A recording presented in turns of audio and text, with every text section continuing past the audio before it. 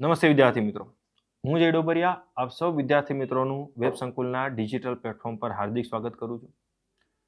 વિદ્યાર્થી મિત્રો, આજે તમારા માટે એક નવો શબ્દ લઈને આવ્યો છું અને એ શબ્દ છે ટિપિંગ પોઈન્ટ.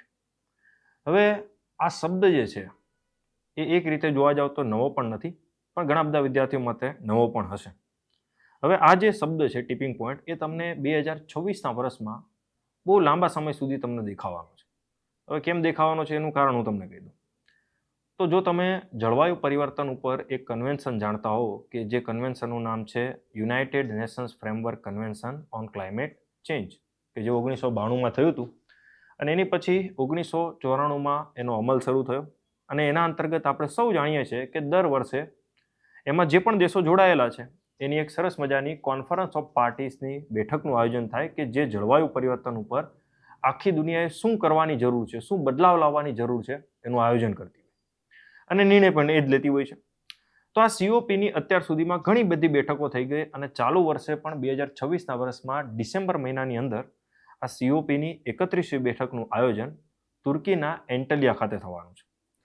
પણ આ બેઠકનું આયોજન થાય એની પહેલાં બેઠકની અંદર સીધા બધા ભેગા નથી થતા. બેઠકમાં ભેગા થયા પહેલાં સામાન્ય રીતે 2026ના મધ્ય વર્ષની અંદર, એટલે કે મધ્ય સમયગાળાની અંદર જ બીજી પણ એક બેઠક થતી હોય છે, જે બેઠકને કહેવાય સબસિડિયરી બોડીઝની બેઠક. હવે આ જે સબસિડિયરી બોડીઝની બેઠક, એને SBI બેઠક પણ કહેવાય, એ હકીકતમાં જે ડિસેમ્બર મહિનાની અંદર COPની બેઠક થાય કે જેની અંદર બધા દેશના અગત્યના નિર્ણયકર્તાઓ ભેગા થતા હોય એની પહેલાં અત્યારે જ એજન્ડા નક્કી કરતી હોય. મતલબ આ SBની બેઠક જે છે એ COPની બેઠકમાં આપણે કયા મુદ્દા ઉપર ચર્ચા કરશું, શું નિર્ણયો લઈશું, એની પહેલાં જ આ સામાન્ય રીતે એજન્ડા એટલે કે મુદ્દાઓ નક્કી કરતી હોય. અને આ બેઠકની અંદર આ વખતે જે હમણાં જ જર્મનીના બોન ખાતે જે બેઠક થઈ સબસિડિયરી બોડીઝની SB બેઠક, એની અંદર ટિપિંગ પોઈન્ટનો મુદ્દો જે છે એ સૌથી વધારે ચર્ચામાં હતો. હવે આ ટિપિંગ પોઈન્ટ હોય છે શું? તો સામાન્ય રીતે ટિપિંગ પોઈન્ટની કોઈ વ્યાખ્યા નથી, પણ તેમ છતાં એની વ્યાખ્યા આપણે બનાવીએ તો આપણે એવું કહી શકીએ કે ટિપિંગ પોઈન્ટ એટલે કે સામાન્ય રીતે એક એવી મર્યાદા કે જે મર્યાદાને ક્રોસ કર્યા પછી આપણી આબોહવા કે પૃથ્વીના વાતાવરણમાં કન્ટિન્યુઅસલી ખૂબ મોટો, ખૂબ ઝડપથી અને સામાન્ય રીતે બદલાવી ન શકાય એવો બદલાવ આવી જશે.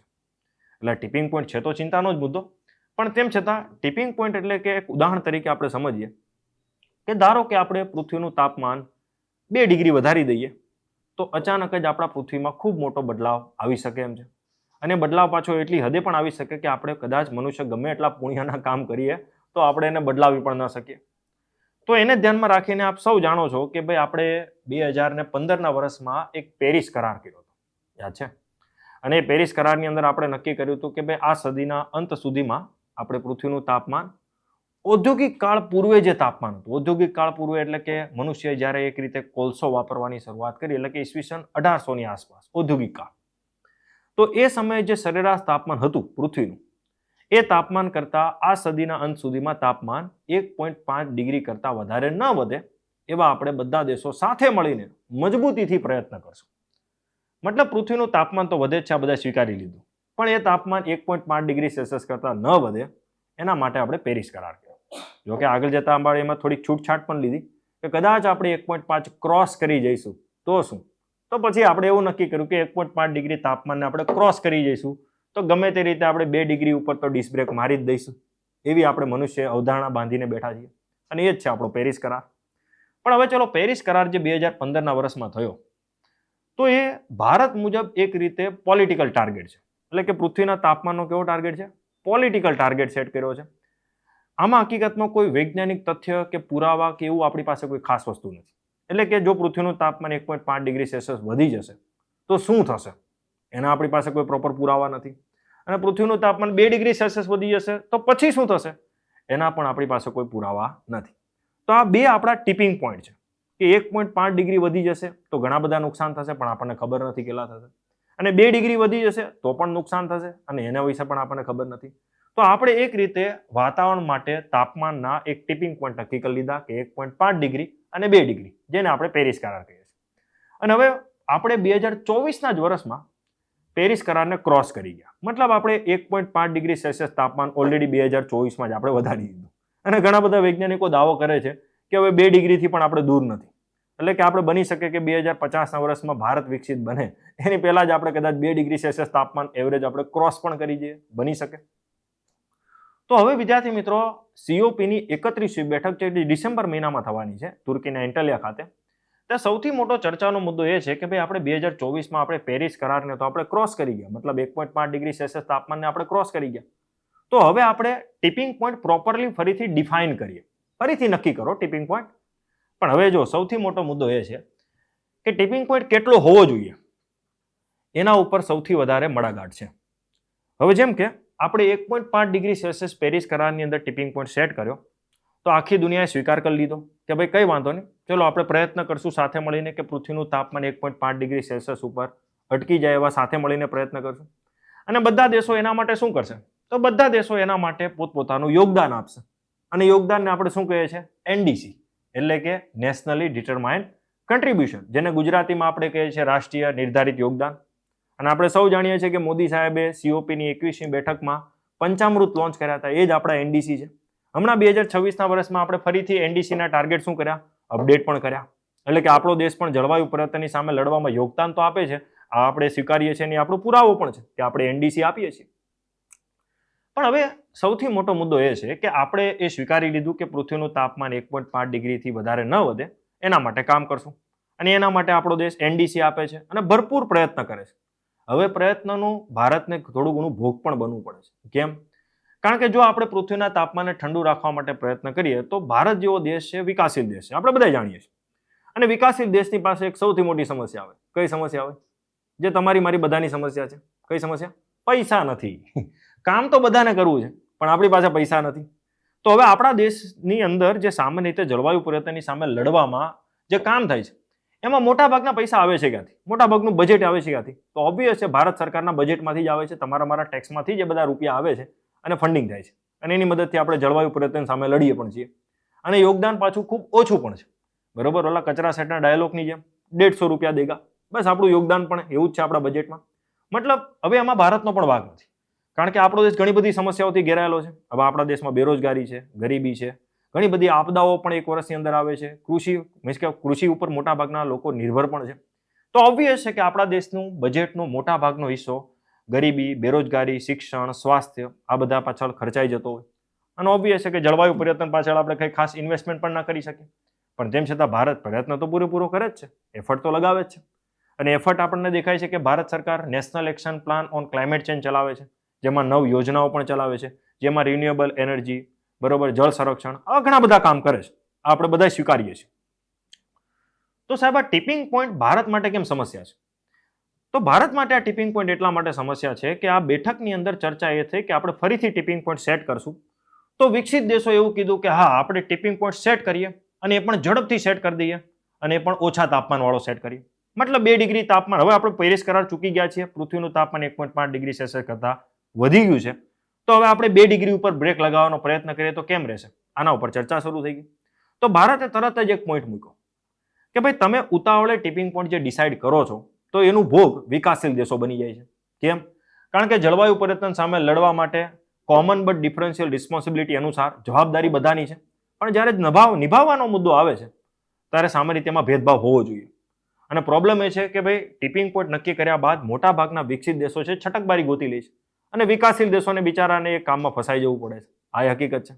જેમ કે વિકસિત દેશો એવું આપણને કીધેલું હતું કે ભાઈ આપણને સામાન્ય રીતે 2035ના વર્ષથી દર વર્ષે $300 બિલિયન સહાય જળવાયુ પરિવર્તનની સામે લડવા માટે આપશે. પણ એ લોકો હજી સુધી આપણને ક્યાંથી આપશે, કેવી રીતે આપશે, કોને આપશે એ હજી ડિસાઇડ નથી કરી શક્યા. તો મતલબ કે ભારત જેવા વિકાસશીલ દેશો હોય એ બધાને જળવાયુ પરિવર્તન સામે લડવાની ઈચ્છા છે અને બધાને નાણાકીય સહાય જોઈએ છે, જે આપવાની જવાબદારી વિકસિત દેશોની છે. કારણ કે ઐતિહાસિક ધોરણે વાતાવરણમાં સૌથી વધારે ગ્રીનહાઉસ ગેસ કોણે છોડ્યો? તો વિકસિત દેશોએ છોડ્યો છે. મતલબ અત્યારે જે જળવાયુ પરિવર્તન થયું, પૃથ્વીનું તાપમાન 1.5 ડિગ્રી સેલ્સિયસ વધી ગયું, એમાં સૌથી વધારે યોગદાન કોનું છે તાપમાન વધારવામાં? તો વિકસિત દેશોનું છે. તો જવાબદારી પણ કોની વધારે હોવી જોઈએ? વિકસિત દેશોની. પણ વિકસિત દેશો માત્ર શું કરે છે કે રાજનૈતિક ધોરણે પોતાને ફાયદો થાય એ પ્રમાણે પોતાના એજન્ડા અને ટાર્ગેટ સેટ કરી દે છે અને પરિણામે ભોગ બની જાય છે વિકાસશીલ દેશો. તો હવે પહેલી વખત ભારતે ઓપનલી ટિપિંગ પોઈન્ટ ઉપર એવું કીધું છે કે ભાઈ ટિપિંગ પોઈન્ટની ચર્ચા કરતા પહેલા બધાને સર્વસામાન્ય હોય એવો ટિપિંગ પોઈન્ટ સેટ કરજો. મતલબ ખાલી વિકસિત દેશોને માફક આવે એવો ટિપિંગ પોઈન્ટ સેટ કરીને એડજસ્ટ ન કરી લેતા, પણ આખી દુનિયામાં વિકસિત વિકાસશીલ બધા દેશોને માફક આવે, નાનામાં નાના દેશને પણ પસંદ આવે એવો એક ટિપિંગ પોઈન્ટ સેટ કરજો અને પછી પોતાના એજન્ડા, ટાર્ગેટ અને યોજનાઓ જે અને લક્ષ્યાંકો છે એ બધા ડિસાઇડ કરજો. હવે ભારત આવું કેમ કીધું? તો સિમ્પલ લોજિક છે કે વિકસિત દેશોની ઈચ્છા એવી છે કે ટિપિંગ પોઈન્ટ જે છે એ અત્યારે તાત્કાલિક ધોરણે નક્કી થાય અને તાત્કાલિક ધોરણે જળવાયુ પરિવર્તન વિરુદ્ધ બધા દેશો લડવામાં ફટાફટ ઉતાવળથી કામ કરે. કેમ? કારણ કે યુરોપને અત્યારે થોડી ગરમી લાગી ગઈ, હે ને? તો હવે ભારત એવું કીધું કે ભાઈ સામાન્ય રીતે ટિપિંગ પોઈન્ટ આપણે ડિસાઇડ કરીએ છીએ તો એની કોઈ વૈજ્ઞાનિક વ્યાખ્યા તો છે નહીં, તો પહેલા તો વૈજ્ઞાનિક વ્યાખ્યા ડિસાઇડ કરો. બીજા નંબરમાં કે દરેક ટિપિંગ પોઈન્ટ ઉપર કેવી કેવી નકારાત્મક અસરો થાય છે એની પણ દુનિયાને ખબર હોવી જોઈએ અને ટિપિંગ પોઈન્ટ દુનિયાના બધા દેશોને માન્ય હોય એવો હોવો જોઈએ. મતલબ ચલો એક નાના ઉદાહરણથી સમજાવું કે ધારો કે અત્યારે આપણે બ્રાઝિલના જંગલોને જાણીએ છીએ કે આપણા પૃથ્વીના ફેફસા કહેવાય, બરોબર? તો હવે પૃથ્વીના ફેફસા સમાન જે બ્રાઝિલના એમેઝોનના જંગલો છે, અત્યારે એમાં એક સમસ્યા આવી ગઈ છે કે અત્યારે જેમ જેમ પૃથ્વીનું તાપમાન વધે છે તેમ તેમ સામાન્ય રીતે આ જંગલોમાં વૃક્ષો ઘણા બધા નાશ પામી રહ્યા છે, મૃત્યુ પામી રહ્યા છે, કોઈ રોગચાળાના લીધે, કોઈ દીમકના લીધે અથવા તો પછી સુકાઈ જવું, આ બધી ઘટનાઓના. અને પ્લસ હવે એ વૃક્ષો નાશ પામી રહ્યા છે તો હવે એના જગ્યાએ શું આવી રહ્યું છે? તો એના બદલે સવાના પ્રકારની વનસ્પતિ ઉગી રહી છે. મતલબ સિમ્પલ છે કે એક ખૂબ વધારે ઉત્પાદકતા ધરાવતું જંગલ છે એની ઉત્પાદકતા ઘટી રહી છે, કાર્બન શોષણ કરવાની ક્ષમતા ઘટી રહી છે. તો હવે આ બ્રાઝિલ જેવો દેશ હોય તો એના માટે ટિપિંગ પોઈન્ટ તો ભાઈ હવે ત્યારે ઓલરેડી ક્રોસ કરી ગયા છીએ આપણે કે ભાઈ બ્રાઝિલને બચાવવું હોય, સંપૂર્ણપણે બ્રાઝિલના જંગલો બચાવવા હોય તો 1 ડિગ્રી સેલ્સિયસ કરતાં વધારે તાપમાન ના વધવું જોઈએ, નહીંતર બ્રાઝિલને ઘણું બધું નુકસાન છે. હવે એની સાપેક્ષે આપણે પ્રશાંત મહાસાગરના ઘણા બધા નાના મોટા ટાપુ આધારિત દેશો લઈએ. હવે આ ટાપુ આધારિત દેશોને તો સૌથી મોટી ચિંતા શું છે કે ભાઈ અમારું તો અસ્તિત્વ જ જોખમમાં છે, કારણ કે જેમ જેમ પૃથ્વીનું તાપમાન વધે છે તો પાણીનો જે ગુણધર્મ છે એ પ્રમાણે કામ કરશે કે ભાઈ પાણીનું તાપમાન પણ વધશે અને પાણીનું તાપમાન વધશે તો કદ વધશે અને કદ વધશે તો જે પણ ગોળ ટાપુ છે, બરોબર, કે જેની ફરતે સંપૂર્ણપણે સમુદ્ર છે એનું ક્ષેત્રફળ ઘટી જશે અને ઘણા બધા ટાપુઓનું તો અસ્તિત્વ જ ખતરામાં છે કે એ લોકો તો કહે જ છે કે ભાઈ અમારો તો દેશ જ બરોબર દરિયામાં જતો રહેવાનો છે. આવું ઘણી બધી જગ્યાએ એ લોકો આગાહી પણ કરી રહ્યા છે. તો હવે આ દેશો માટે ટિપિંગ પોઈન્ટ શું હોવો જોઈએ? હવે તમે વિચારો કે એ દેશની તો સિચ્યુએશન કેવી ખરાબ છે કે એ દેશનું જ અસ્તિત્વ જોખમમાં છે જળવાયુ પરિવર્તનના લીધે. તો એ લોકો પોતે ઈચ્છે છે કે ભાઈ ટિપિંગ પોઈન્ટ જે છે એ બને ત્યાં સુધી ઓછો રાખો. પણ મેં તમને કીધું એ પ્રમાણે કે ટિપિંગ પોઈન્ટ વધારે રાખો, ઓછો રાખવો, આ દરેક દેશની અલગ અલગ સમસ્યા ઉપર ડિસાઇડ કરવું બહુ મહત્વનું છે, કારણ કે આમાં દરેક દેશને સર્વસામાન્ય માહિતી પણ હોવી જોઈએ. હવે ચલો એક આપણે પ્રેક્ટિકલ ઉદાહરણ વિચારીએ કે પૃથ્વીનું તાપમાન ઈસવીસન 1800 થી અત્યાર સુધીમાં 1.5 ડિગ્રી સેલ્સિયસ વધી ગયું 2024 સુધીમાં. તો કમસે કમ આ 200 વર્ષની અંદર ઘણા બધા દેશો વિકસિત બની ગયા છે. તમે યુરોપના દેશો જુઓ, અમેરિકા જુઓ, કેનેડા જુઓ, આ બધા દેશો વિકસિત બની ગયા. તો ભારતનો પોઈન્ટ ઓફ વ્યૂ એ જ છે કે કદાચ હજી પૃથ્વીનું તાપમાન 1 ડિગ્રી સેલ્સિયસ વધી જાય છે અને ભારત વિકસિત બની જાય છે તો એમાં ખોટું શું છે? તો ઘણા લોકો એવું માને કે સાહેબ આ તો ભારત ખાલી પોતાનું જ વિચારે છે, પણ ના, એવું નથી.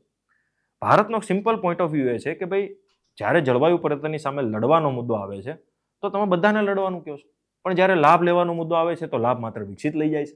તો આવું ન ચાલે.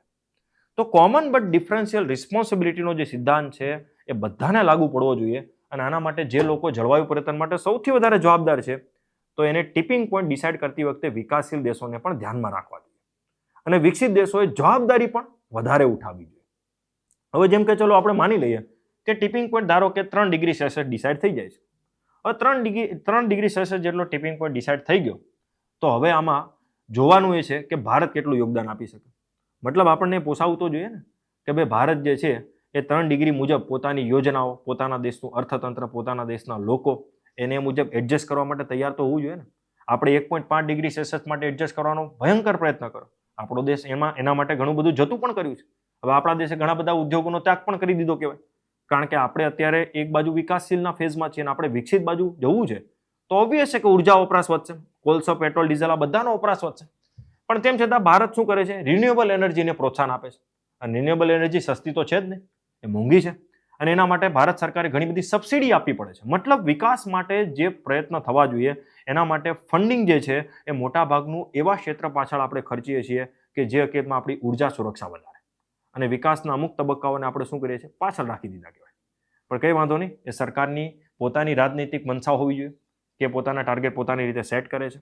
અને ઓબ્વિયસ છે કે ભાઈ આંતરરાષ્ટ્રીય ધોરણે ભારત કોઈ સંધિમાં જોડાયેલું છે તો ભારતે સંધિને માન આપીને પોતાના બજેટની અંદર પણ એમાં એ સંધિ માટે યોગદાન આપે છે.